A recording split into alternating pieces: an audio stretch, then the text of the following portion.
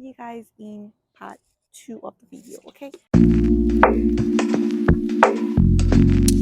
Another question here: what scholarships or funding opportunities are available for international students? Okay, so like I said before, you need to do research. Like, there is no, you see how in the UK there's like Chevening, there is Erasmus, there is Commonwealth, there is this and that. Like in the US, I don't know specifically if they're like scholarships and stuff like that, but I know that schools give scholarships and schools give funding, so you need to apply. Some schools, they will just give you based off, oh, you have an amazing profile and they want to give you like funding, they'll give you. Some schools, like, you have to apply, you have to write an essay, or you have to submit some documents and all the things that is required of you. So I would say that I don't necessarily know what scholarship or fundings. It depends on the school and what they have, or it depends even on the department and what the department like has to give. Another question that I have here says, how have you balanced schoolwork with part-time work or internship? Okay, yeah. So when I did my master's, I did an internship in the summer, and I was an internship with a tech firm, and I was taking classes, but like they were just, no, was I taking? No, I did independent hours actually. So yeah, it was easy to balance because with independent hours, like, you didn't have to be in school, right? You didn't have to be in school, but then you pay from pocket because nobody is giving you funding at that point. Okay, and drink water.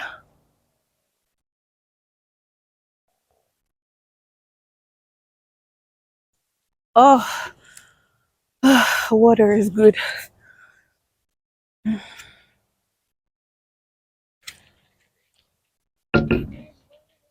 Um, the other question says,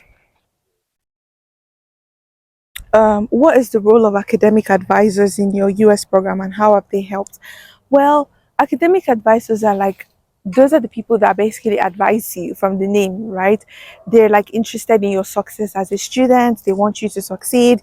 They want everything. They want to make sure that everything is fine. Basically, that's their role. They are paid to be your advice. Like, they're paid to make sure that you're progressing or that you're succeeding in the program. Now, academic advisor, it's kind of different when it comes to like undergraduate programs or even graduate programs. So if you're like doing a graduate program and you have like maybe someone who you're working under, right? So the person could be your advisor, like you guys are working on research together, or you're submitting grants together, or like going to conferences, submitting papers for conferences and all that. So it depends on like what level you actually are in. um the other question here says, how what is your experience with networking in the US like academic environment? Okay, interesting question. I would say that my experience is using LinkedIn. I'm not really like an extroverted person, so even when I'm somewhere where there are people, it's hard for me to like go talk to someone. Like, I was at a conference recently, and I was in my mind, I was like, girl. But anyways, I'm not really that kind of person. But like, in terms of networking, I think that I have used LinkedIn more. Like, if I wanted something that I knew that I wanted someone professional, and maybe someone in my friend group is not able to do it, I go to LinkedIn basically. That's what I do. This other question says, what challenges did you face with writing research papers or doing research? Like, well, it's normal learning challenges actually. Like, you face challenges, but one of the things that I would say is that they're very big on plagiarism here. So never take another person's work and claim that it's your work, because baby, they will come for you. Okay, don't do that. Don't do that anywhere in the world. Like, it's not an academic practice. It's not something you should do. Okay. Mm, but I would say that it's at least better because here, like, you have constant electricity, the library is always open. You get some sort of funding if you want to collect data, right? They give you some sort of funding depending again on your department and school and all that.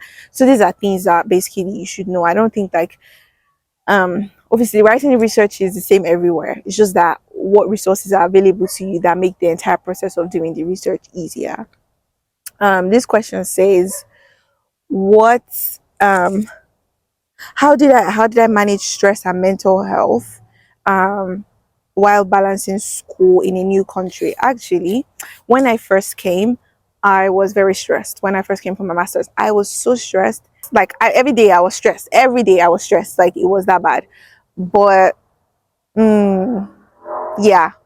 But I guess it's the Nigerian in you. Like you just toughen up because what are you going to do? You know me. I'm very realistic. Sometimes, I'm I let the circumstances of what I'm seeing drive me because I'm like, there's no yes, I understand that mental health is important, but at that point I was like, girl, I gotta do anything I gotta do. So that's it. But I would say if I was to advise someone, like, try to get some rest, do what you can, leave the rest for God, but give everything your best. Okay, this is getting longer and I need to stop it.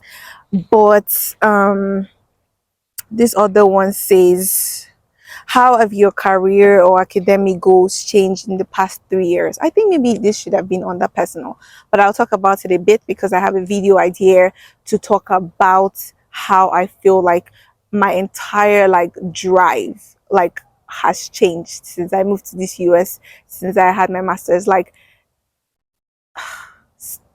I don't know how to put it. It has changed, okay? When I was in Nigeria and I used to like have these dreams and like say, oh, I wanted this, I wanted that. Like I just had this, something was pushing me. And what was pushing me was fear of survival.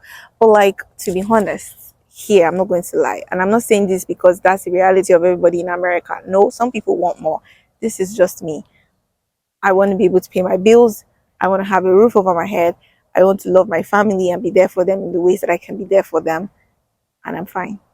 I want to have I don't want like I'm not like I don't want all this whole stress of like, again, I have a video to talk about it later, but honestly I'm just very content, or I have learned to be content. Like I'm not so like I'm not in pursuit of this cares of the world kind of lifestyle again, like, which really I never was. I think it was just the reality of when I was in Nigeria and I was feeling like, what, like, what's going on? Like, I'm doing all this work, I'm doing this, I'm doing that, I don't see results. Like, don't get me wrong, don't get me wrong, I'm not bashing Nigeria. Oh, my button has removed. I'm not bashing Nigeria and all these things, but I'm just saying that this is me. This is personal. My own drive and everything has changed. It's getting dark. Okay, last question. Last question. What advice would you give to someone moving to the US for school or considering studying in the US? I think my first advice would be to have very realistic expectations, actually. Yeah, have very realistic expectations. Like that one where people will be like, okay, let me continue my work and be going. Um, Sorry guys. I would say the first thing I would say is have very realistic expectations, because usually like when you're moving to a new country in your mind you're just going to be like, well, I am leaving Nigeria or wherever you are in the world. I am coming to the United States. Everything is going to be great. I'm going to have all the things I dreamed of having. I'm going to make new friends. I'm going to this. I'm going to that. I just need you to have very realistic expectations. Like, things will happen for you, but they may or may not happen at the speed at which you want them to. And I don't think it makes sense for you to be.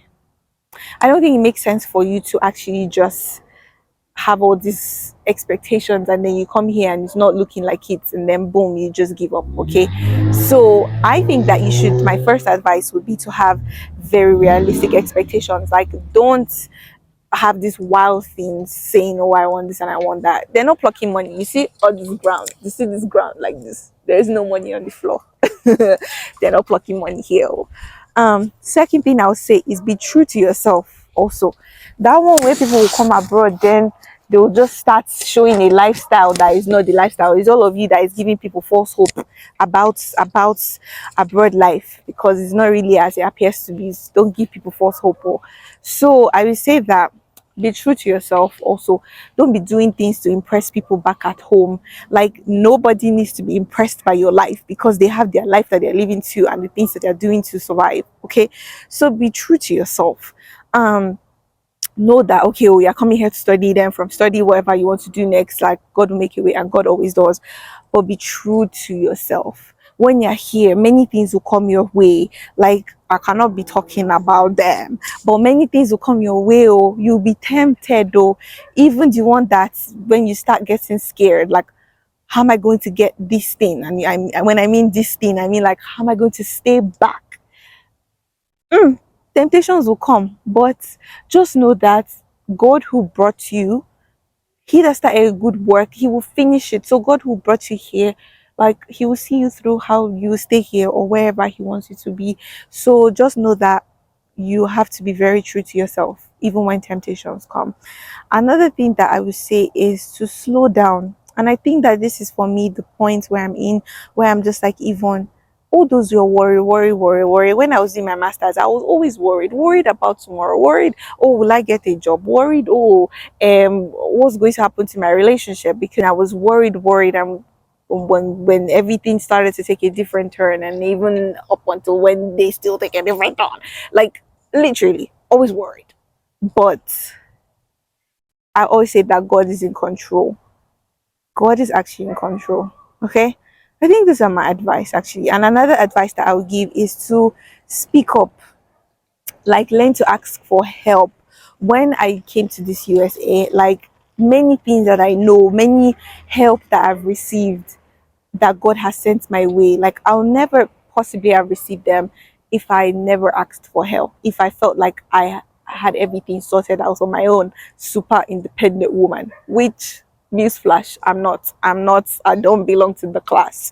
But, like, learn to ask for help. It doesn't make you feel stupid or foolish when you ask for help. Okay, learn to ask for help. Even when you don't know who you stay with when you come here or whatever, just go on LinkedIn, go anywhere, figure out, like, LinkedIn actually, because LinkedIn was what I used, but learn to ask for help actually. And even now, as I've made this video, ask me for any help that you want. Like, if there's anything that you're unsure of, anything that you don't know that you want to ask me, that you want in the comment section, like, ask me. Or even, like, come to my Instagram inbox and ask me, and I will respond to you. Okay, any questions that you guys want me to answer, I will answer.